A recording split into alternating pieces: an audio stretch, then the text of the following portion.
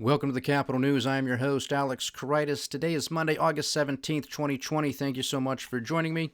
Hope you all enjoyed your weekend. The title of today's podcast, Democratic National Convention. This is day number one of a virtually week-long episode of various speakers who will be pretty much campaigning and advocating for the Joe Biden-Kamala Harris ticket on the Democratic side of the ledger.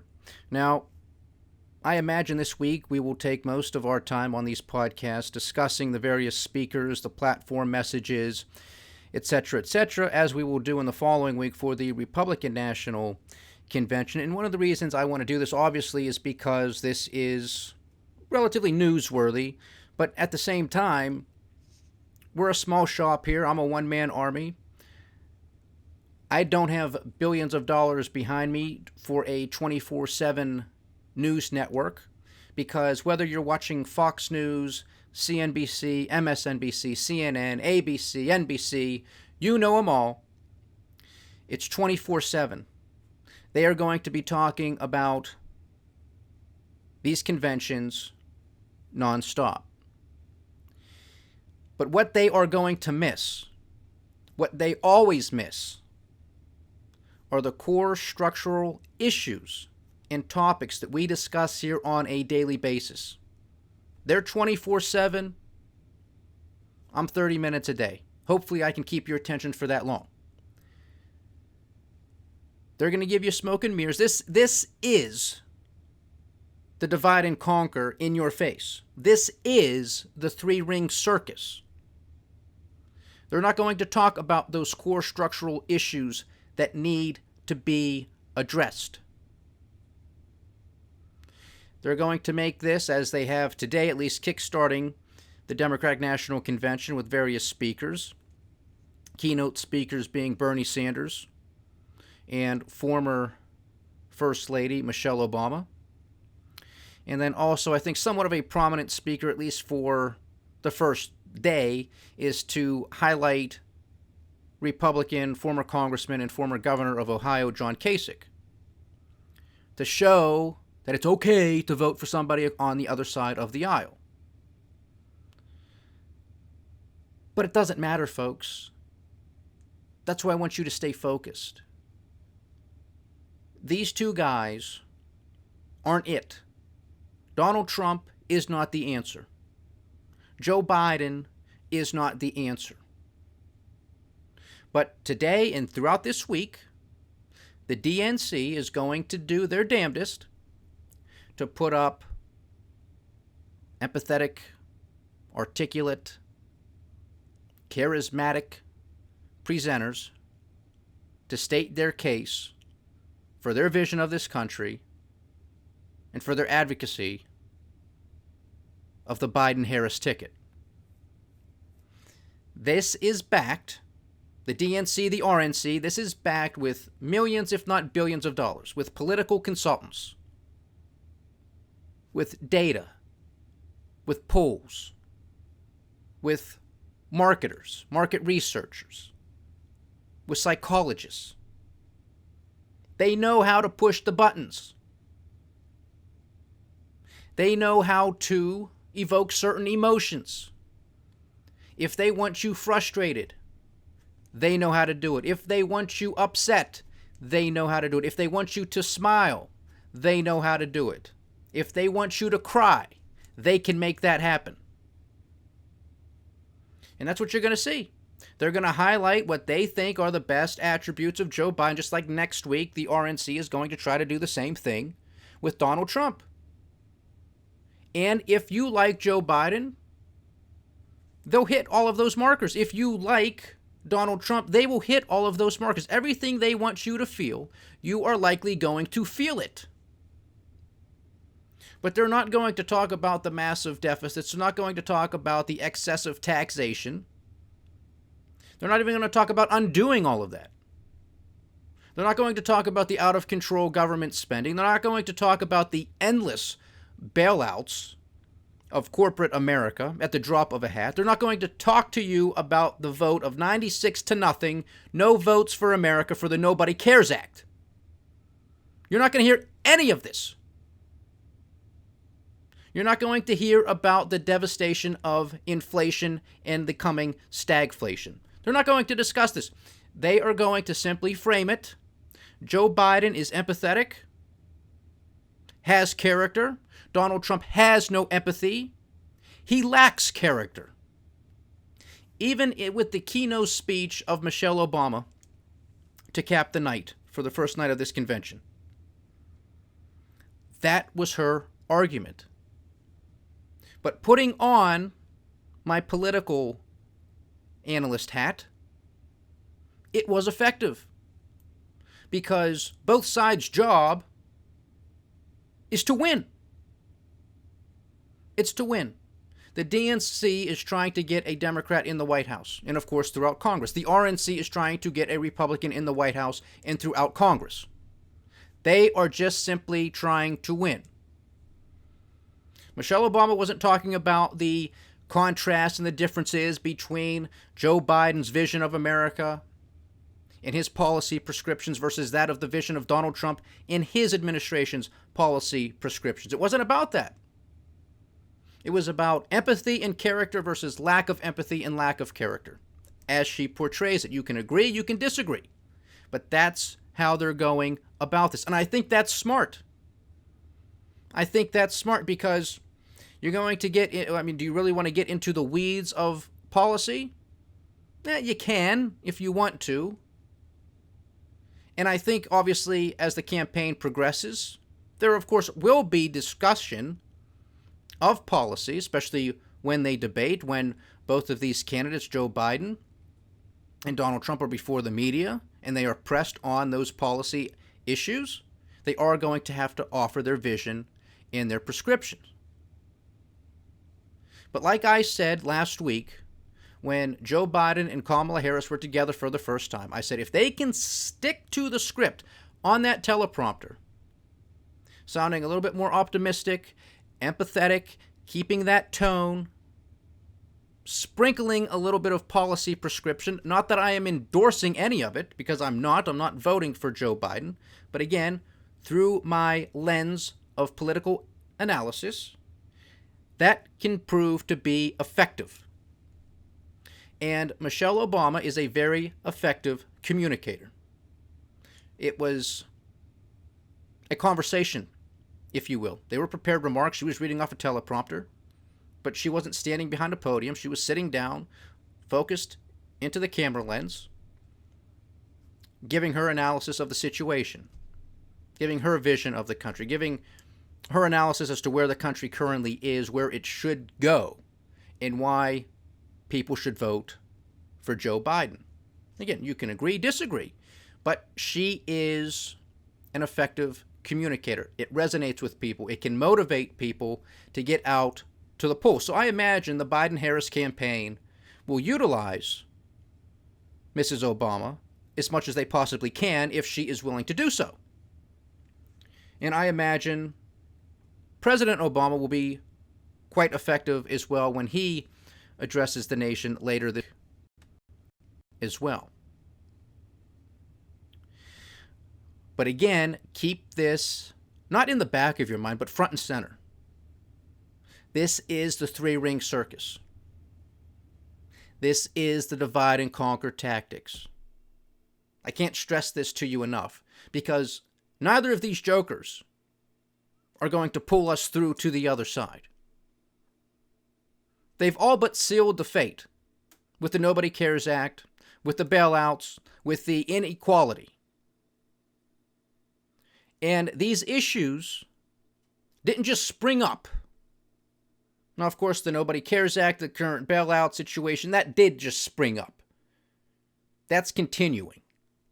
That ain't going to stop anytime soon, and you're all going to be paying for it. You already are. You already are, and it's only going to get worse. Again, if you're new to the program, if you're new to this podcast, go back and check out our mini-series where we do our little history segment on the Great Depression,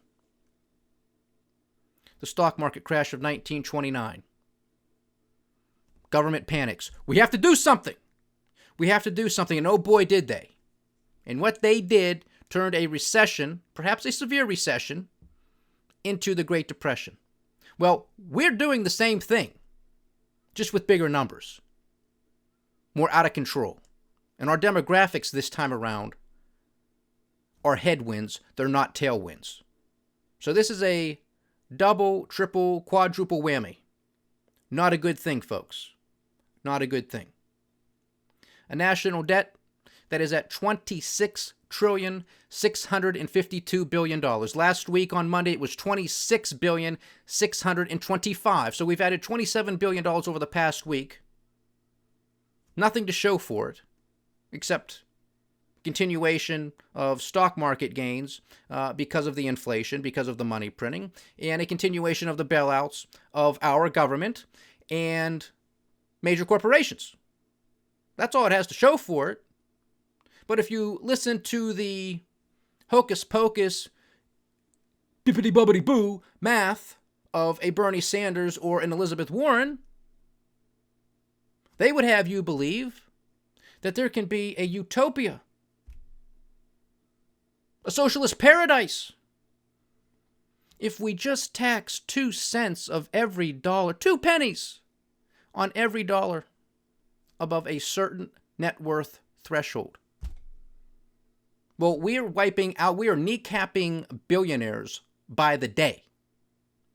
So if they think that that's all you got to do to have, quote unquote, free health care for everybody, Social Security, that I guess they think will remain solvent for eternity, free child care and daycare, free education throughout your entire life, free college, and God only knows what else. Oh, that's all you got to do. 2 pennies. I mean, it's beyond insulting. And then their clean energy wave, all of that jazz. And I'm for clean energy, but you got to do it responsibly, and you have to allow the markets to solve that problem. This cannot be mandated from government. It will not work. Those technologies will be here in due course, but you have to allow the free market to come up with these solutions. And it will. And it will. You got to allow economies of scale to kick in. It has to be effective. It has to be efficient. It has to make sense. These things take time, but they're coming. But these are the shenanigans. These are the policy prescriptions that they might sprinkle out there. It's the contrast of the character or lack of character, empathy versus no empathy. None of this solves any of the problems. Because Donald Trump has been out there recently saying, well, look, folks, you got to keep me in here because I cut taxes. I got massive tax cuts done. If Biden and Harris are in there, they're going to be the largest increases ever. Well, newsflash for you folks. You have trillion-dollar deficits before COVID-19 because of those tax cuts, because the genius didn't cut spending either. Shooting yourself in the foot. That's the only reason why the business expansion continued under the first few years of Donald Trump's administration, at the expense of trillion-dollar deficits. That ain't growth, and it all needs to be paid back. And now we're on the verge of a $4 trillion national deficit, which is not going to be discussed at any length because all of these idiots voted for it. So how are they going to criticize it now? This is where the Republicans trap themselves. They trap themselves because now they want to pretend like they've grown a spine.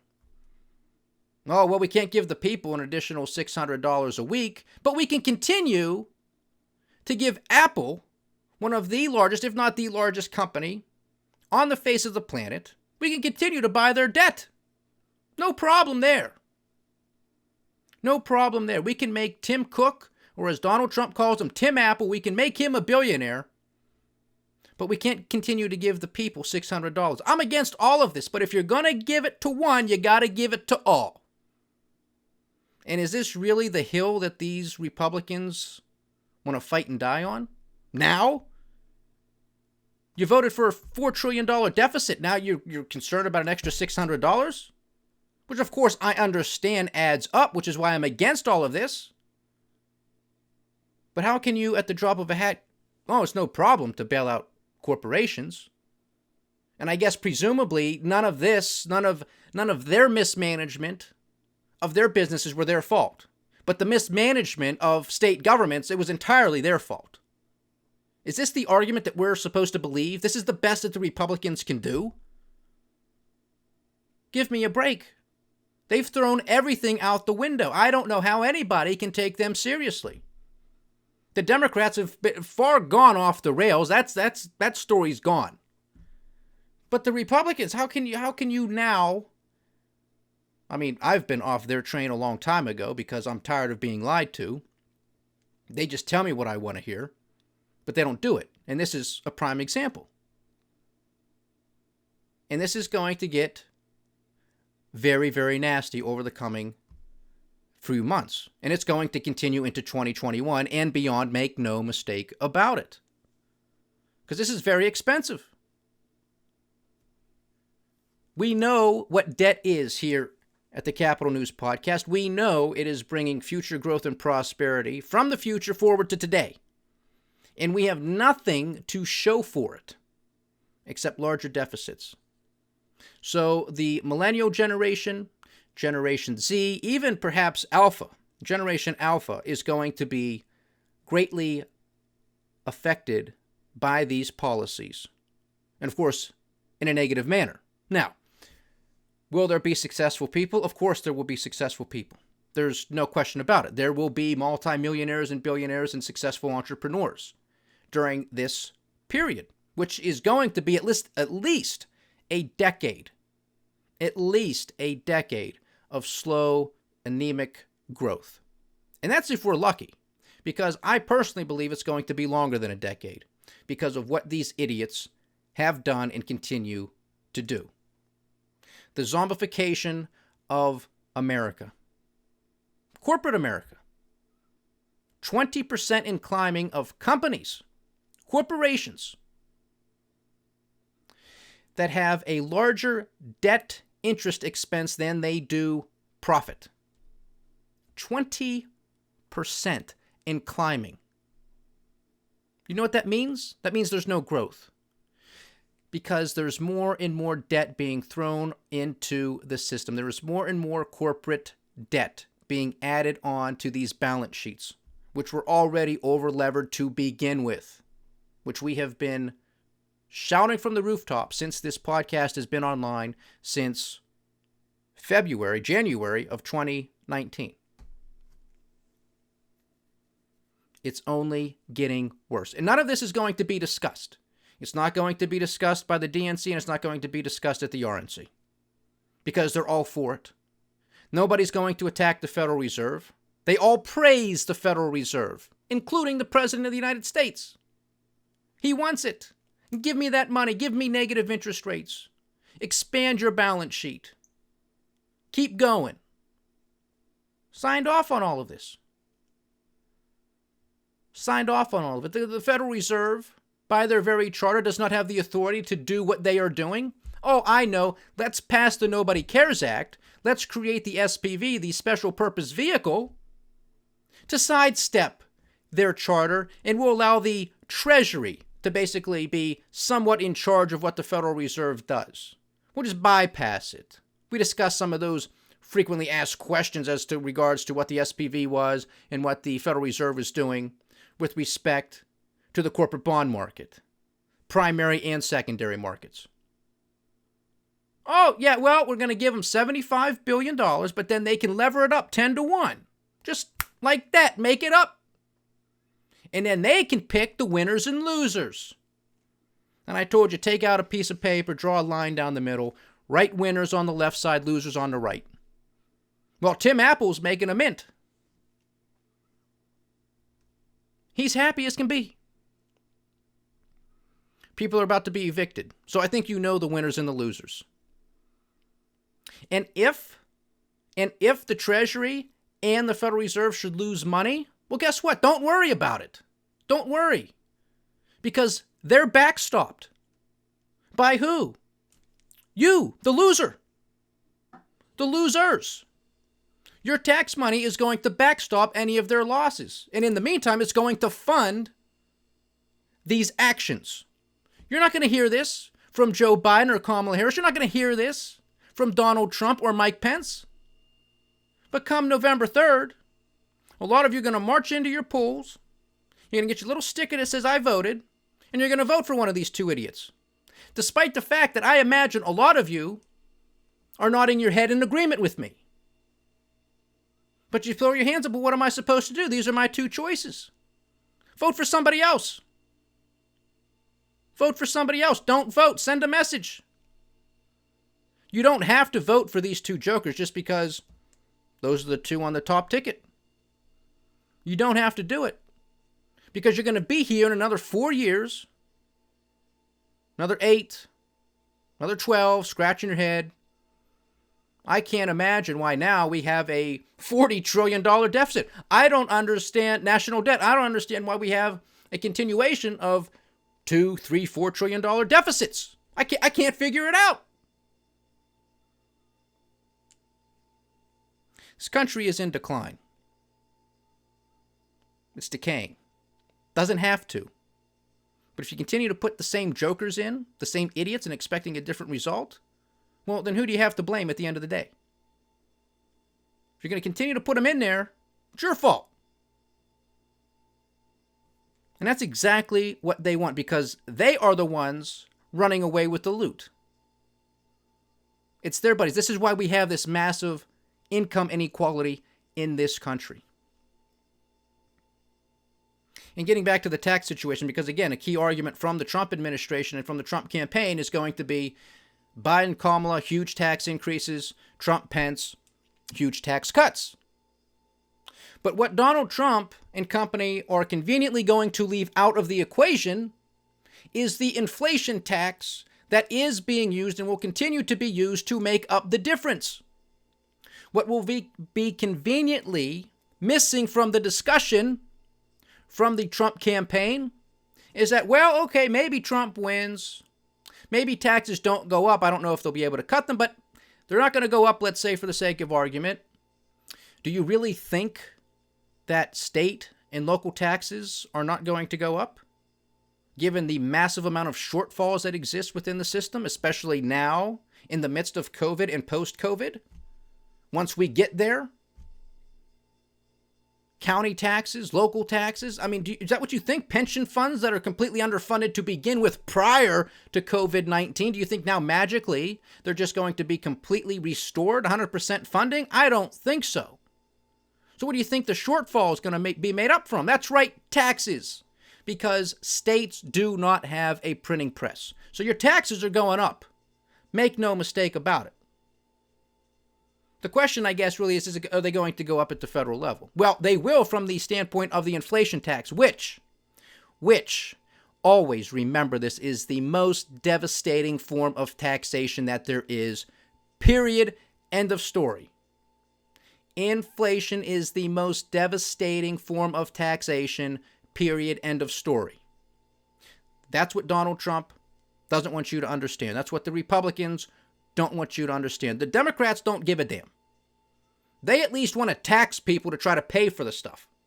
Republicans, oh no, we can have our cake and eat it too. We can cut taxes, keep spending, even have spending go up, and we'll just make up for it with the difference of, inflation, because that's free market capitalism, don't you know?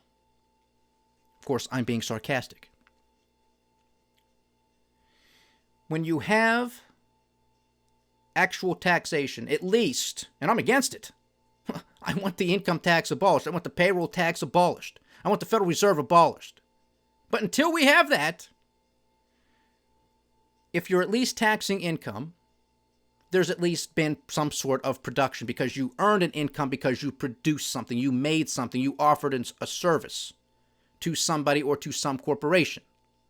So at least there is some form of benefit out there in the economy. And the government's just saying, I want a piece of it. Now, barring any type of, well, maybe it shouldn't have been produced or offered because of malinvestment, put that aside. At least there was some type of transaction. There was some sort of production. Inflation, there is no production. The idiots at the Federal Reserve get on a keyboard, a few keystrokes, a comma, a few zeros, and boom, there it is. There has been no net benefit of any type to the economy. In fact, It's a subtraction from the economy. It's a subtraction from your purchasing power. Increasing the cost of living, lowering your living standards, which is what we are going to be experiencing on a global scale for the next several years, maybe a couple decades. Depending on the country, it could be longer than that. Total collapse. The weakest links in the global chain are giving way. Venezuela, Lebanon, Iran, Turkey, South Africa, Argentina. You have more protests now in Belarus, Thailand. They're not stopping, folks. They're picking up steam. And they are all related. It's social, it's political, it's economic. People are sick and tired of being sick and tired. And all we have done on a global scale, and of course it depends, the more industrialized you are, the larger the economy, the better able we are to sweep this under the rug for a little bit. You have total collapse in countries that don't have that privilege or that luxury. But it's coming. It's coming to a theater near you. It's already here to some extent. It's going to get worse. And it doesn't matter who's elected. It doesn't matter.